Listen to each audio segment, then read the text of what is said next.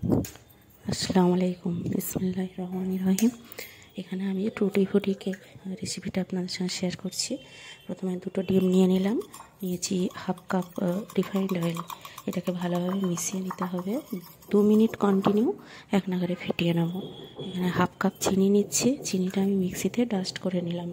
1 cup ময়দার জন্য half cup চিনিটা ঠিকঠাক মাপ। তবে চিনির বদলে এখানে আপনারা কনডেন্স মিল্ক ব্যবহার করতে পারেন, যাদের চিনিতে প্রবলেম আছে কনডেন্স মিল্ক দিলে ভালো হয়। আর এখানে 1 কাপ ময়দা নিচ্ছি। এখানে 2 চামচ পরিমাণ, বড় চা চামচে 2 চামচ পরিমাণ আমুল দুধ পাউডার নিচ্ছে। এই আমুল দুধ পাউডারটা দিলে কেকের স্বাদটা কিন্তু বেশ ভালো হয়। আর এখানে সামান্য পরিমাণ নুন দিয়ে দিলাম। আর এখানে বেকিং সোডা দিচ্ছি হাফ টিস্পুন, ছোট্ট চা চামচে। আর বেকিং পাউডারটা হচ্ছে ডবল পরিমাণ দিতে হবে, 1 টিস্পুন।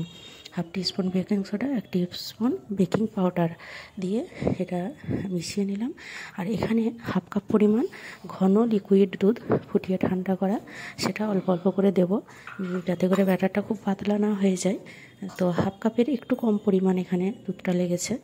আর দিচ্ছি ভ্যানিলা এসেন্স। ভ্যানিলা এসেন্স ওই ছোটো চা চামচটার হাফ চামচের একটু বেশি দিলাম। দিয়ে এটা কিন্তু এক নাগারে 8-10 মিনিট ভালোভাবে ফেটিয়ে নিতে হবে। আর এখানে টুটি ফুটি, এই 2 রকম টুটি ফুটি আছে, আর অল্প একটু মোরব্বা নিয়েছি আমি। এই টুটি ফুটিটা পিছিয়ে নিচ্ছি। এটা বিভিন্ন কালারের হয়, গ্রিন কালার হয়, রেড কালার হয়। তো আমি এই 2 রকম কালার পেয়েছি। এটাতে অল্প একটু ময়দা মাখিয়ে নিয়ে রেখে দিচ্ছি। দিয়ে এটা ফেটানো হয়ে গেলে ব্যাটারটা, তারপরে এতে আমি এই টুটি ফুটিটা মিশিয়ে নেব। তো এমনও করা যায় টুটি ফুটিটা কিন্তু কিছুক্ষণ পরেও দেওয়া যায়, কেকটা হাফ পরিমাণ হয়ে গেলে। তো এখানে আমি একবারে মিশিয়ে নিলাম। নিয়ে যে পাত্রে কেকটা বানাবো, পাত্রে দেখতে পাচ্ছেন একটু সাদা তেল ব্রাশ করে তলায় একটা পেপার বিছিয়ে দিলাম। দিয়ে ব্যাটারটা আমি ঢেলে দিচ্ছি। দিয়ে এটা কিন্তু ঝাঁকাবো না, তাহলে টুটি ফুটিগুলো একদম তলায় পড়ে যাবে। আলতোভাবে ব্যাটারটা ঢেলে নিতে হবে। আর যেই পাত্রেটা আমি কেকটা বানাবো, এটা 5 মিনিট আগে অবশ্যই ওভেনে গরম করে নেবেন স্ট্যান্ড সহ। এটা কিন্তু মেন টিপস, এই স্ট্যান্ডটা অবশ্যই গরম করতে হবে। তারপরে এটা আমি 20 মিনিট ঢাকা দিয়ে হতে দেবো। 20 মিনিট পর অল্প একটু সার্ভের জন্য উপরে টুটি ফুটি ছড়িয়ে দিলাম। তারপরে আবার ঢাকা দিয়ে 15 মিনিট হতে দেবো। মোট লো ফ্লেমে 35 মিনিট মতো সময় লাগবে এই কেকটা বানাতে।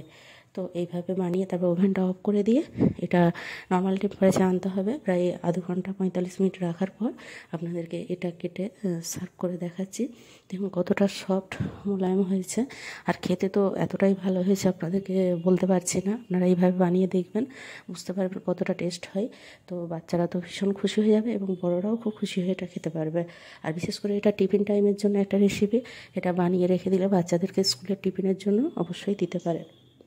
তো প্লিজ চ্যানেলটিকে সাবস্ক্রাইব করে সাপোর্ট করুন এবং আমার জানা রেসিপিগুলি যেগুলি আমি শেয়ার করব সেগুলি আপনারা তাহলে খুব সহজে দেখতে পেয়ে যাবেন।